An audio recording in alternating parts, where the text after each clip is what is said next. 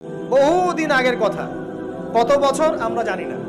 একজন প্রতাপশালী বাদশা ছিল, এখনকার বিশ্ব নেতাদের মতোই পরাশক্তি, ওই যে আসহাবুল কাহাফের মতো, বা ওই নমরুদের মতো, বা ওই যে ফেরাউন তার মতো একজন প্রতাপশালী বাদশা ছিল। তার অধীনে একজন বড় জাদুকর ছিল। কি ছিল? আচ্ছা, মজা আছে, ভালো করে বোঝেন। একটা বড় জাদুকর ছিল। এখনো কিন্তু বহু কান্ট্রি এই জাদুবিদ্যার চর্চা করে, আপনারা জানেন। ভিতরে ভিতরে জাদুবিদ্যার চর্চা এখনো চলছে। আর এই জাদু সত্য, জাদু সত্য, চোখের বদনজরও সত্য। সায়েন্স বিশ্বাস করুক না করুক, এগুলো সত্য। কারণ কোরআন বলেছে সত্য, ব্যাস সত্য। জিন সত্য নাকি মিথ্যা? ফেরেশতা সত্য না মিথ্যা? কবরের আযাব সত্য না মিথ্যা?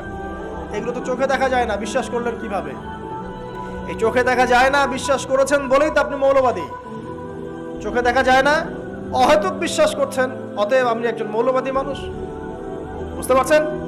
তো এই বিষয়গুলো বিশ্বাস না করলে কি আপনি মুমিন হতে পারবেন?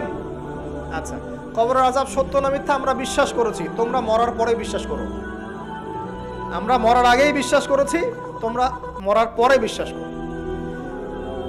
তারপর তোমরা পাক্কা মৌলবাদী হয়ে যাবে।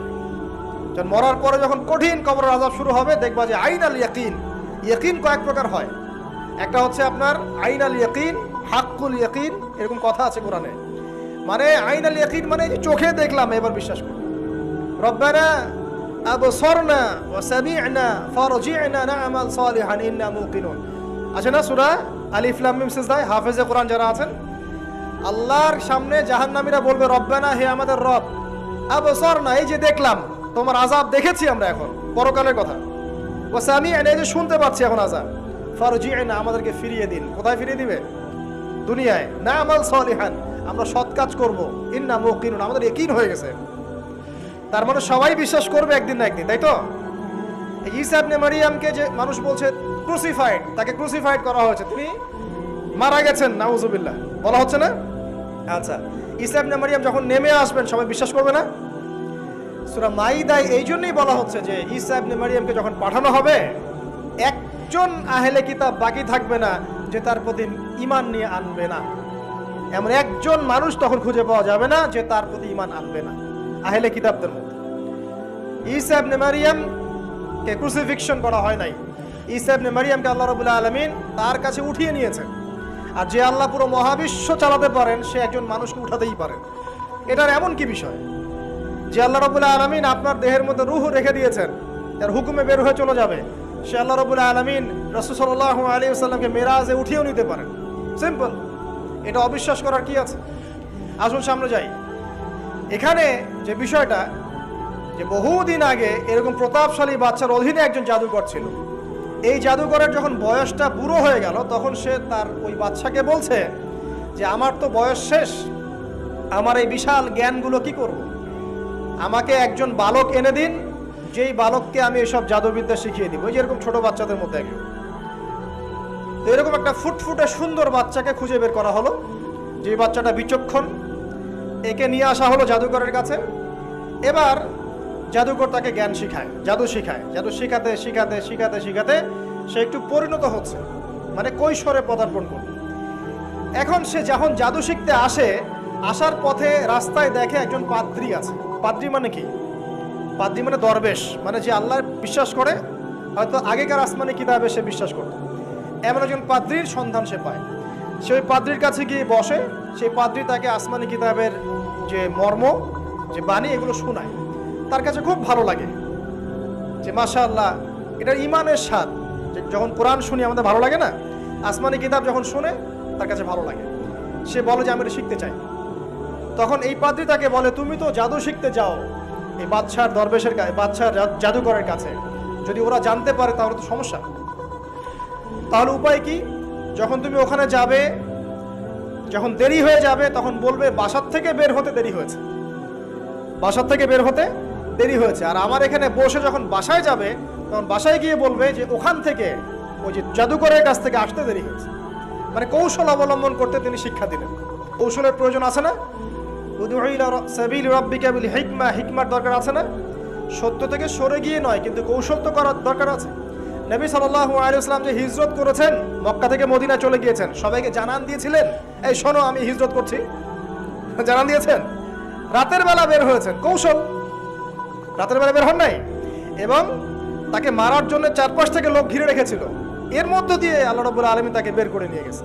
তিনি কি সবার সামনে ফেসবুকে জানান দিয়েছে, এই দেখো আমরা বেরোচ্ছি? তো তোমরা তো কৌশলই বুঝো না দিনের কাজের, যে কাজ হবে 1%, আই ওয়াশ হবে 99%। এখনকার এই যুগ, হ্যাঁ, দিনের কাজ হবে 1%, আই ওয়াশ শোডাউনই বেশি। এই শোডাউন করতে করতে মানুষের চোখ লাগে, যত চোখ লাগে তত সমস্যা সৃষ্টি হয়, এবং আস্তে আস্তে আস্তে আস্তে দিনের দায়রা মাইনাস হতে থাকে। এই যে এই বিষয়টার পিছনে তোমরাও দায়ী, কৌশল তো বোঝো না। তো স্মার্ট এবং বিচক্ষণ মুসলিমদের বড় অভাব আছে এখন পৃথিবীতে। যতক্ষণ পর্যন্ত বিচক্ষণতা অর্জিত হচ্ছে না, ততক্ষণ পর্যন্ত ইসলামের বিজয় হচ্ছে না, এটা মাথায় রাখেন। তারপর সামনে যান।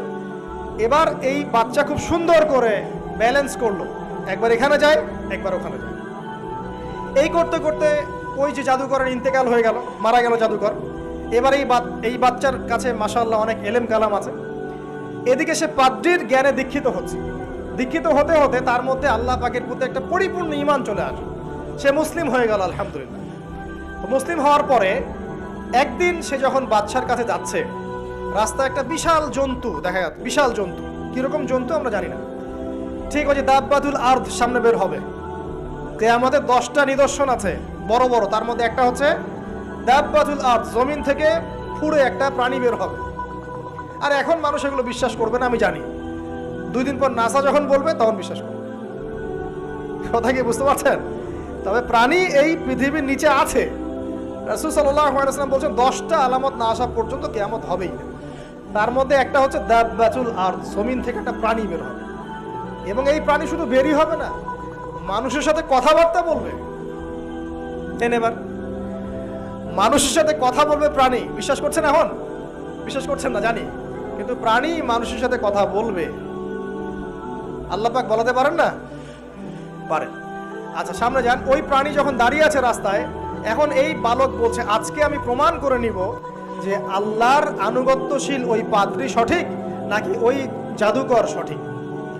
এবার সে একটা ইট হাতে নিল, পাথর হাতে নিয়ে সে বলছে, আল্লাহ তোমার কাছে যদি ওই জাদুকরের কাজের চাইতে এই পাদ্রীর কাজ বেশি পছন্দনীয় হয়, এই ইটের আঘাতে এই জন্তুকে তুমি মেরে ফেলো আল্লাহ। এ বলেছে বিসমিল্লাহ বলে পাথর নিক্ষেপ করলো, নিক্ষেপ করার সাথে সাথেই জন্তু ডেড। তখন তার আইন আল ইয়াকিন, হাক্কুল ইয়াকিন হয়ে গেল যে হ্যাঁ, আল্লাহর কাছে এই পাদ্রীর আমলই সবচেয়ে বেশি পছন্দনীয়। তার আর মনে কোনো সংশয় থাকলো না। কিশোর মানুষ না, কতটুকুই বা বোঝেন নাই? এবার তার মধ্যে একটা ইয়াকিন চলে আসলো এবং সে পরিপূর্ণ মুমিন মুসলিম হয়ে গেল। এবার যখন সে রাজ দরবারে যায়, তার কাছে পেশেন্ট আসে, মানে একজন মানুষ এসেছে, সে বলছে যে আমার চোখে সমস্যা। সে চোখে হাত দেয়, হাত দিয়ে বলে যে আপনি আল্লাহর প্রতি ঈমান নিয়ে আসেন, আমি আল্লাহর কাছে দোয়া করব, চোখ ভালো হয়ে যাবে। এভাবে পেশেন্ট আসে, সে বলে আল্লাহর প্রতি ঈমান নিয়ে আসেন, আমি দোয়া করব, ভালো হয়ে যাবে। এভাবে আস্তে আস্তে তার নাম এবং খ্যাতি ছড়িয়ে পড়তে লাগলো। যেই তার কাছে আসে সে বলে আগে মুসলিম হন, ইমানদার হন, আল্লাহর প্রতি বিশ্বাস করেন, আমি দোয়া করব, ভালো হয়ে যাবে। চোখ অন্ধ ভালো হয়ে যাচ্ছে, কুষ্ঠরোগী ভালো হয়ে যাচ্ছে, হ্যাঁ, প্যারালাইজড রোগী ভালো হয়ে যাচ্ছে, আলহামদুলিল্লাহ। নবী ঈসা আলাইহিস সালাম এমনটা করেছিলেন না? আল্লাহ পাক চাইলে করতে পারেন।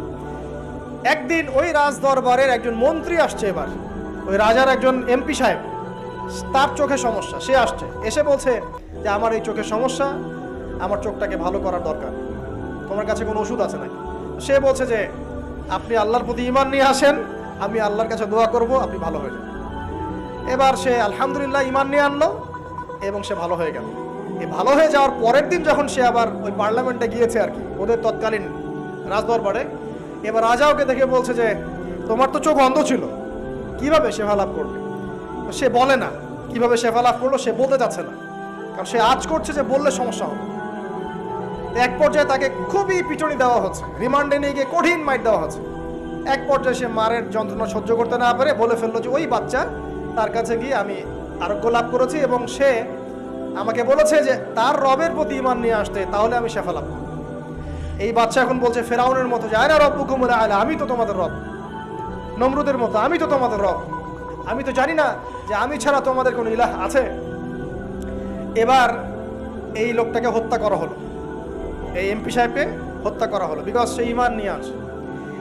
এবার সেই বালককে ডেকে আনা হচ্ছে, বলা হচ্ছে বলো তুমি নাকি তোমার রবের নাম দিয়ে মানুষের ট্রিটমেন্ট করা শুরু করেছো। তখন সেই বালক বলছে হ্যাঁ, আমি এক আল্লাহর প্রতি বিশ্বাস করি এবং তার রাসূলের প্রতি বিশ্বাস করি, তার প্রেরিত আসমানি কিতাবে বিশ্বাস করি। এখন রাজা বলছে আমি ছাড়া তোমাদের কোনো ইলাহ আছে আমি তো জানি না। এই সৈন্যবাহিনী শোনো, এই বালককে ধরো, ধরে নিয়ে গিয়ে উঁচু পাহাড়ে নিয়ে যাও, ওখান থেকে ফেলে দাও। কথা বুঝতে পারছেন? এবার তাকে নিয়ে যাওয়া হলো, ক্রস ফায়ার দেওয়া হবে, এবার উপরে নেওয়া হয়েছে, একদম পাহাড়ের উপরে। এবার ওই বালক উপরে উঠে একটা দোয়া করছে, এই দোয়াটা সবাই শিখে নেন। ওই বালক উপরে উঠে দোয়া করছে আল্লাহুম্মা কফিনিহিম বিমা শি'তা, আল্লাহুম্মা কফিনিহিম বিমা শি'তা, আল্লাহুম্মা কফিনিহিম বিমা শি'তা। পাহাড় থরথর করে কাঁপা শুরু করলো এবং ওই সৈন্যবাহিনী পাহাড় থেকে পড়ে গেল, বালকের কিচ্ছু হলো না। আমি কিন্তু বানোয়াট কোনো গল্প বলছি না, এটা কোরআন থেকে বলছি এবং এটা তাফসীর। আপনি যে কোনো তাফসীর পড়েন, মারিফুল কোরআন, তাফসীর ইবনে কাসির, জালালাইন পড়ে দেখেন, পড়ে দেখেন আমার সাথে ডিবেট করার আগে। এবার সে বালক হেঁটে হেঁটে চলে আসলো রাজদরবারে। আবার কি ব্যাপার, তুমি মরো নাই?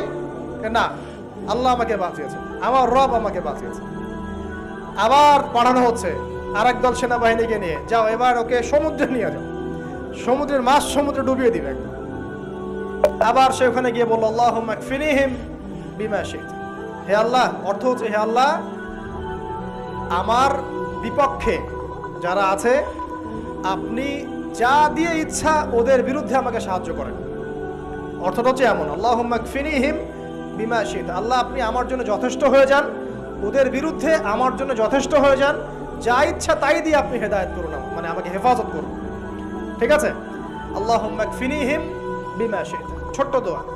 এবার ওই সমুদ্র উত্তাল হওয়া শুরু করলো এবং ওরা জাহাজ থেকে পড়ে গেল। এই বাচ্চা সেফলি আবার চলে আসলো রাজদরবারে। বিশ্বাস করছেন না? চলে আসলো।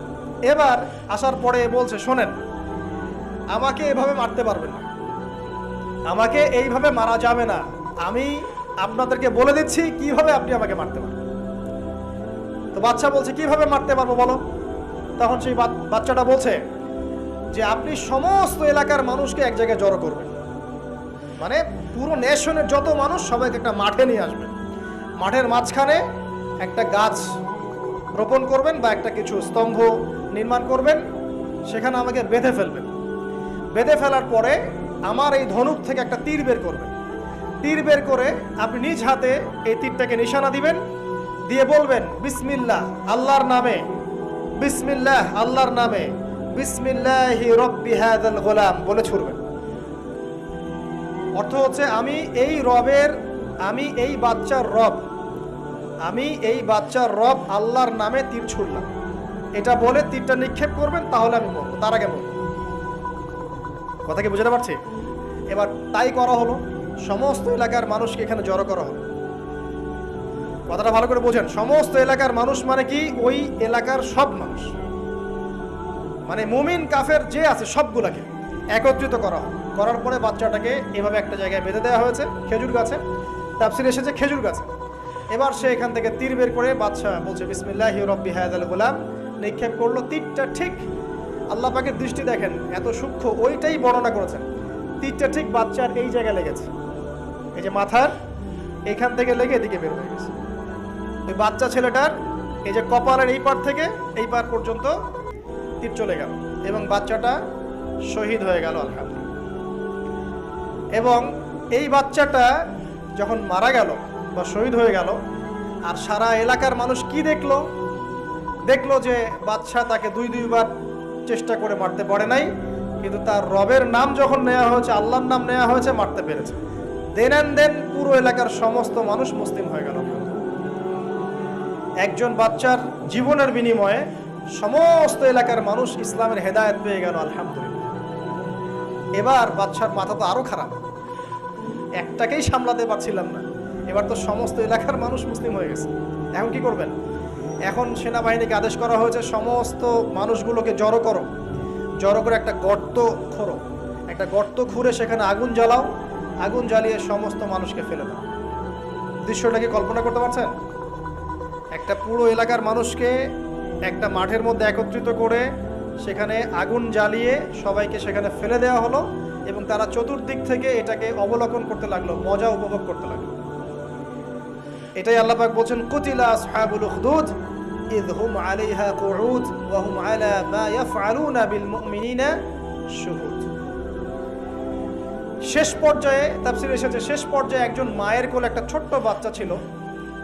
তো সেই মা নিজে লাফ দিবে, এটাতে তার কোনো সমস্যা নেই, কিন্তু বাচ্চাটাকে নিয়ে লাফ দেওয়ার জন্য সে ইতস্তত বোধ করছে। তখন আল্লাহ রাব্বুল আলামিন সেই ছোট্ট বাচ্চাটার কোলে, সেই ছোট্ট বাচ্চাটার জবানের মধ্যে আল্লাহর কুদরত নিদর্শন নাজিল করলেন। ওই বাচ্চাটা কথা বলা শুরু করলো। সেই বাচ্চাটা বলল, ইয়া উম্মা, হে আমার মা, লা তাখাফি, তুমি ভয় করো না, ফাইন্নাকি আলাল হক, কারণ আপনি সত্যের উপর আছেন, লাফ দিন। যারাই সে অগ্নিকুণ্ডে সেদিন লাফ দিয়েছে তারাই জান্নাতের স্বাদ পেয়েছে, আলহামদুলিল্লাহ। এই হলো আসহাবুল উখদুদের ঘটনা, যেটা আল্লাহ রাব্বুল আলামিন সূরা বুরুজের মধ্যে বলেছেন। এখানে একটাই শিক্ষণীয় বিষয়, ঈমান এর শক্তি, একজন ছোট্ট বালকের মধ্য দিয়ে কিভাবে আল্লাহ রাব্বুল আলামিন পুরো নেশনকে হেদায়েত করতে পারেন, এবং আল্লাহ রাব্বুল আলামিন সমস্ত পরিকল্পনার উপরে মহা পরিকল্পনাকারী, এবং আল্লাহ সুবহানাহু ওয়া তাআলা তাদেরকে চিরস্মরণীয় করে রেখেছেন কোরআনের পাতায়। কিয়ামত পর্যন্ত মানুষ এই ঘটনা পড়বে, তাদের থেকে শিক্ষা গ্রহণ করবে না? আল্লাহ রাব্বুল আলামিন সবচেয়ে বেশি স্মার্ট না আমরা সবচেয়ে বেশি স্মার্ট? এরপরে আল্লাহ রাব্বুল আলামিন বলছেন যে তারা ঈমান আনা ছাড়া অন্য কোনো অপরাধ করে নাই। এই মুমিন যারা ছিল, আগুনে লাফ দিয়েছে, এদের কি কোনো অপরাধ ছিল? এদের কোনো অপরাধ ছিল? কি অপরাধ ছিল? তারা শুধুমাত্র কি ছিল? মুমিন ছিল। ঈমান আনার ফলে তাদের এই পরিণতি হয়েছে, তাদেরকে অগ্নিকুণ্ডে লাফ দিতে তারা বাধ্য হয়েছে। যারা দিয়েছে তারা কি জান্নাতি না জাহান্নামী? জান্নাতি। ওই যে বালক যে একা দৃষ্টান্ত স্থাপন করে গেল এবং পুরো নেশনকে হেদায়েত দিয়ে গেল, এই বালক সফল না ব্যর্থ? আল্লাহ রাব্বুল আলামিন যদি চান তাহলে এরকম একজন দুইজন মানুষকে দিয়েও পুরো নেশনকে হেদায়েত করাতে পারেন, এবং যেটা হয়ে গেছে আগে সেটা এই যুগেও সম্ভব। সম্ভব না? শুধু সম্ভবই না, বরং আপনাদের চোখের সামনে এটা হয়েছেও, কিন্তু আপনারা সেটা বুঝতে পারেন না। আপনাদের চোখের সামনে যুগের পর যুগ এমন ঘটনা ঘটেছেও, কিন্তু আপনারা হয়তো বুঝতে পারেন নাই, ধরতে পারেন নাই। আল্লাহ রাব্বুল আলামিন এমন মানুষদেরকে দিয়ে পুরো নেশনকে হেদায়েত করেন। কিছু মানুষকে আল্লাহ পাক পরীক্ষায় ফেলেন, তাদের মধ্য দিয়ে আল্লাহ পুরো নেশনকে হেদায়েত করতে পারেন। আলহামদুলিল্লাহ। আসহাবুল উখদুদের এই বাচ্চার মধ্যে আমাদের সবার জন্য নিদর্শন আছে। আল্লাহ পাক আমাদের সবাইকে প্রকৃত ঈমানদার হওয়ার তৌফিক দান করুন, বেশি বেশি আমলে সালেহ করার তৌফিক দান করুন, ঈমানের উপর দৃঢ় থাকার তৌফিক এনায়েত করুন, এবং দৃষ্টান্ত স্থাপন করার তৌফিক দান করুন, এবং যে কোনো রকম দৃশ্য অদৃশ্যের বিপদ আপদ বালা মুসিবতের বিপক্ষে আল্লাহ পাকই যেন যথেষ্ট হয়ে যান। আমিন।